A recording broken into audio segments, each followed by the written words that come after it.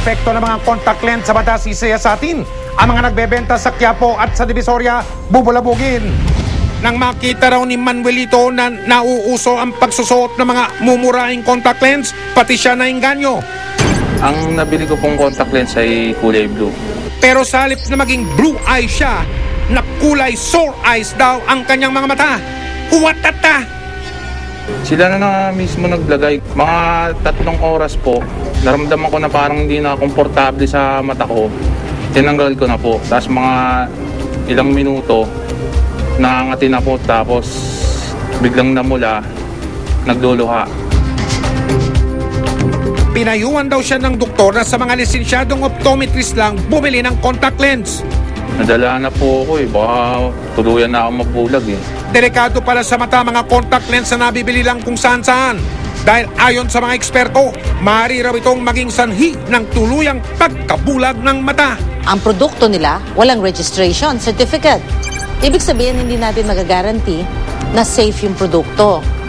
So, hindi lang may prescription ka ng doktor, dapat meron ka rin, ang bibilhin mo yung mayroon certificate of device registration. Ibig sabihin, illegal daw ang pagbebenta ng mga contact lens na hindi lisensyado. Maaari kasi itong makapinsala sa mga mata ng tao.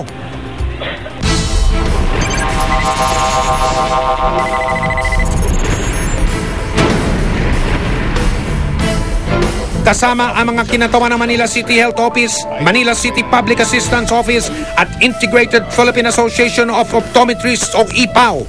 Malinaw ang naging pakay namin sa mga tindahan ng mga dilisensyadong contact lens. Ipaalam sa publiko ang pinsalang maaaring idulot ng pagsusuot ng kanilang produkto.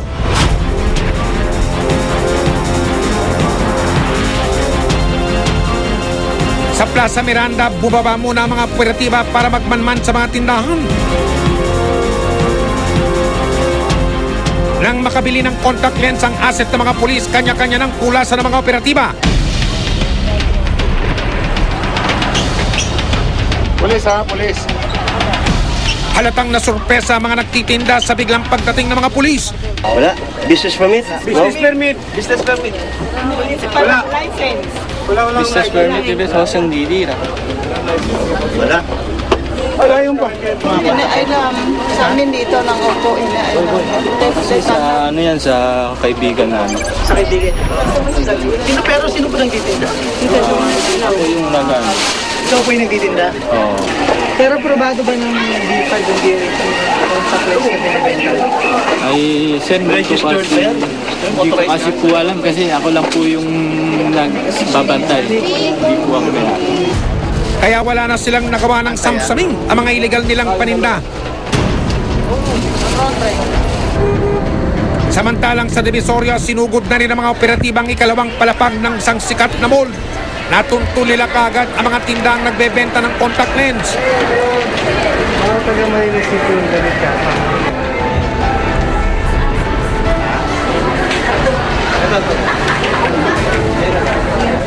Dahil malayo ang huling tindahan na aming target, kailangan naming magmadali para hindi sila makapagsara. Tiempo namang nakasalubong namin ang lalaki nagsabi noon na siya ang supplier sa Quiapo at sa Divisoria.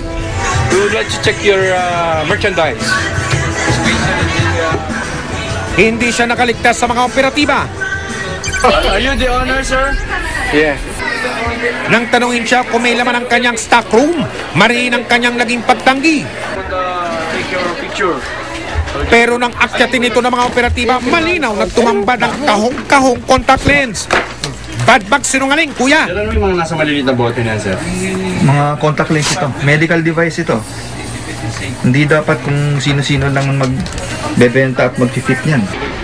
Tinangkapan ng mga pulis na habulin ng iba pang manininda pero hindi na nila nabutang bukas ang mga tindahan nila. Kinumpis ka ng mga otoridad ang mga contact lens at contact lens solution na nakuha sa 4 na tindahan. Dinala sa tanggapan ng pulisya ang mga dapat tumanong managot sa reklamo.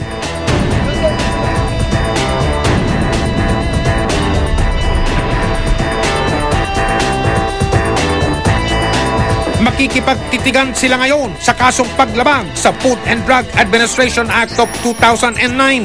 Kasalanan ho nila yung pong Republic Act 9711 Ito yung bagong batas na na-create natin under sa Food and Drugs. Yan, binanatan po natin sila sa Section 10, 11, and 12. 1 taon hanggang 5 taon, 5,000 hanggang 500,000. Yun ay dadalhin natin sa FDA yun. No? Kasi yun ay mga product na dapat ay sinusuri, gagawin advocacy, makakasira eh. Sabi nga ng isang kasabihan sa wikang Ingles, the eyes are the windows to the soul. Kaya't ang anumang malinaw na nakikita ng ating mga mata, hindi kailanman dapat ipagpalit sa murang halaga.